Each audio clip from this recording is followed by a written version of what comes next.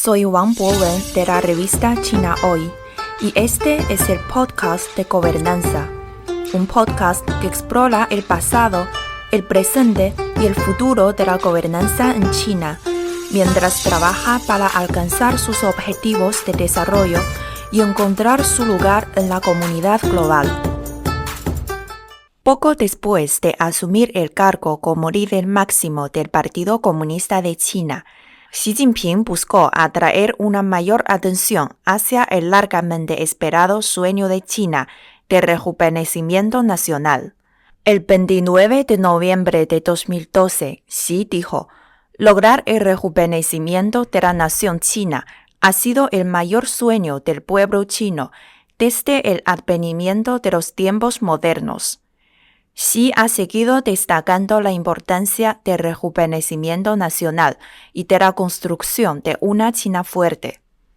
China define el rejuvenecimiento nacional como la transformación en una nación fuerte en todos los aspectos, incluyendo la educación, la ciencia y la tecnología, el comercio, la cultura y el deporte. El objetivo es lograrlo para mediados de este siglo. A fin de impulsar el rejuvenecimiento de China, el presidente Xi estableció en 2017 una hoja de ruta para los dos objetivos centenarios. Estos objetivos son: terminar la construcción de una sociedad modestamente acomodada en todos los aspectos para 2021, el centenario de la fundación del Partido Comunista de China, lo cual se logró según lo programado, y convertir a China en un gran país socialista moderno que sea próspero, fuerte, democrático, culturalmente avanzado, armonioso y hermoso para 2049, el centenario de la fundación de la República Popular China. Los objetivos fueron articulados por primera vez como una visión en la década de 1990. El mayor énfasis de Xi en ellos alinea al partido, al gobierno y a la sociedad detrás de la causa de la modernización china. Esta visión de rejuvenecimiento y fortaleza debe entenderse en el contexto del viaje emprendido por el país.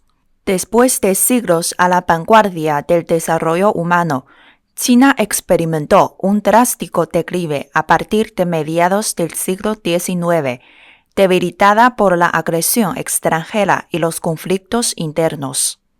Hoy, mientras vuelve a aprovechar su pleno potencial, el país busca generar prosperidad económica y cultural, al abordar sus necesidades internas y promover la paz y el desarrollo en el mundo.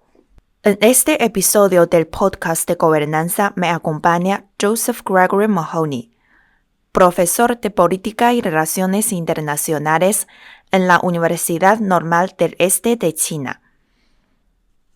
El profesor Mahoney ha estudiado la política china durante 2 décadas y enseña cursos sobre marxismo e historia de la China moderna. Exploraremos juntos el contexto histórico en el que China busca su rejuvenecimiento.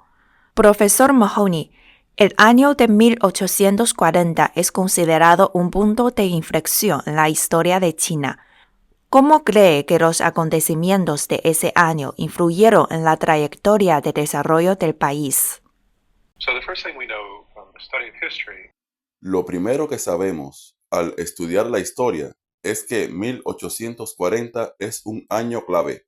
Fue el momento en que los británicos comenzaron a imponer en China las políticas de las guerras del opio, lo que mostró esencialmente el ingreso de China a una posición semicolonial, en la que su soberanía y seguridad fueron efectivamente invadidas no solo por los intereses británicos, sino también por otras potencias extranjeras que vendrían luego. Como reza el viejo dicho, comenzaron a dividir a China como un melón. Pero lo fundamental con el año de 1840 es que indica que China necesitaba contemplar el hecho de que su sistema político y económico ya no estaba en el jardín trasero. Esto es importante porque durante miles de años China pudo afirmar que su sistema político y económico había sido uno de los mejores del mundo y que había sido el más avanzado. Pero a partir de mediados del siglo XIX, estos nuevos modelos de potencias extranjeras en los que el Reino Unido ocupaba una posición de liderazgo, comenzaron a reescribir el orden mundial a través del imperialismo y el colonialismo. Y aunque esa expansión se extendió por Medio Oriente, África, las Américas y el sur de Asia antes de llegar a las costas chinas, finalmente llegó aquí. Los chinos tardaron algún tiempo en darse cuenta de que su modelo, que era en gran medida un modelo civilizacional y no un modelo nacional, necesitaba una reforma profunda. Después de que China se sumiera en el caos, el rejuvenecimiento nacional se convirtió en el sueño de muchos y se hicieron intentos de devolver al país a una senda productiva. ¿Qué factores cree usted que ayudaron al Partido Comunista de China a triunfar donde otros no lo lograron? Un gran número de diversos grupos que estaban empezando a explorar alternativas diferentes, a encontrar una nueva solución política para China. Entre ellos, había grupos que se interesaban por cuestiones como la democracia liberal estadounidense.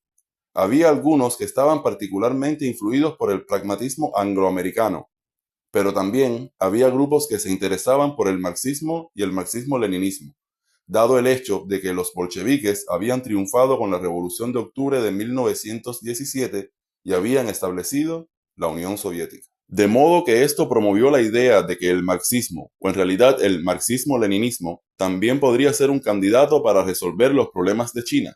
Sabemos, por supuesto, que había un grupo de estudio marxista en la biblioteca de la Universidad de Beijing, que estaba dirigido por Li Ta-chao y que Mao Zedong trabajaba para Li. Sabemos que estas figuras, entre otras, se reunían regularmente para discutir sobre marxismo. Allí es donde empezamos a ver una especie de intento chino de repensar el marxismo, de sintetizarlo de maneras que tal vez lo hicieran útil para lograr la recuperación de China o liderar su rejuvenecimiento.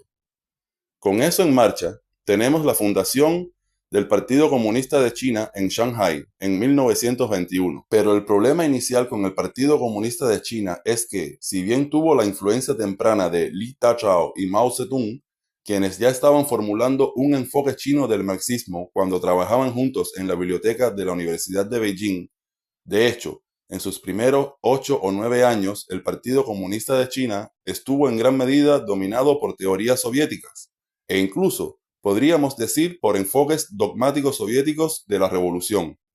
Así pues, lo que el partido tenía que hacer era aprender a ser chino, y, en efecto, tenía que aprender a reformarse. Una vez que aprendió esas cosas, fue capaz de convertirse en un partido revolucionario chino más eficaz. Y eso sentó también las bases de la cultura que le permitiría, a su vez, reformar a China. De este modo, aprender a cambiar y a reformarse fue un paso necesario y decisivo para que el partido pudiera hacer lo necesario para dirigir la revolución china. ¿Qué significa en sí el rejuvenecimiento de China? La idea básica es que China, a partir del siglo XIX, fue degradada por potencias extranjeras y disminuyó su posición en los asuntos mundiales. En cualquier caso, el rejuvenecimiento implica la idea de que China necesita recuperarse, restablecer su soberanía y su seguridad. Esto se logró en los primeros 30 años con la nueva China, en gran medida bajo el liderazgo de Mao Zedong, pero fue un liderazgo colectivo del Partido Comunista de China. Luego, durante los siguientes 30 años, en gran medida bajo el liderazgo o influencia de Deng Xiaoping, China se volvió rica, o al menos cada vez más poderosa económicamente. Y luego, en el tercer período, en la nueva era bajo el liderazgo del presidente Xi Jinping, vemos a China consolidando su posición y resurgiendo en el escenario mundial como una gran potencia. Ahora bien, esto no quiere decir que el proyecto de rejuvenecimiento nacional haya concluido. Todavía hay muchos objetivos y metas asociados con este trabajo que están previstos para más adelante en esta década, para 2035, para el segundo centenario en 2049 y así sucesivamente. No obstante, creo que es justo decir que ya se han dado importantes pasos y logros asociados al rejuvenecimiento nacional. ¿Qué significa en general el rejuvenecimiento de China para el mundo?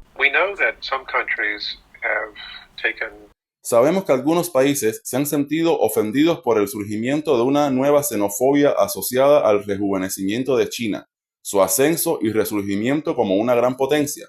Ahora bien, China dice que su propósito no es perturbar el orden establecido, que su propósito no es cambiar el statu quo, que su propósito no es desafiar a Estados Unidos. Más bien, lo que busca es un sistema global justo y equitativo, en el que ni China ni ningún otro país sean vulnerables al unilateralismo o a la hegemonía de otro. Y, de hecho, el sistema global, representado por la ONU o los valores asociados a las Naciones Unidas, ya promueve este tipo de visión o principios. Al mismo tiempo, vemos a China como un país proactivo, que se involucra mucho con el mundo de manera positiva. Es el principal contribuyente de Cascos Azules y de los esfuerzos de mantenimiento de la paz de la ONU.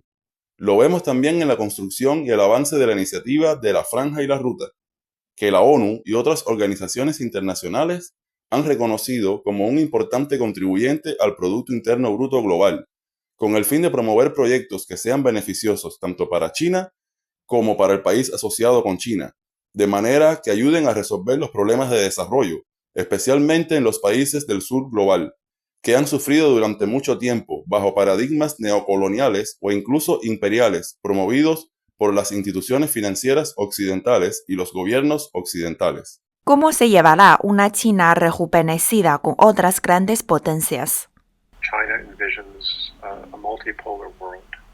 China imagina un mundo multipolar, en el que hay varias grandes potencias y en el que la puerta está abierta a otras potencias que inevitablemente surgirán, y que el sistema necesita un equilibrio entre otros diferentes intereses y valores de una manera que sea beneficiosa para todos.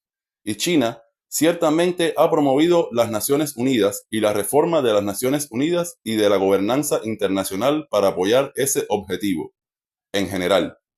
Aprendiendo de las lecciones del pasado, la búsqueda de China de rejuvenecimiento nacional conducirá a un futuro más fuerte y próspero. Al revitalizar su milenaria civilización y abrazar la modernización, China aspira a elevar el nivel de vida de sus ciudadanos y al mismo tiempo fomentar la paz y la cooperación en el mundo. En su esfuerzo por alcanzar sus objetivos de desarrollo, China está preparada para redefinir su papel en el escenario global. A lo largo de esta serie, exploraremos temas relacionados con el presidente Xi y cómo se practica el gobierno chino.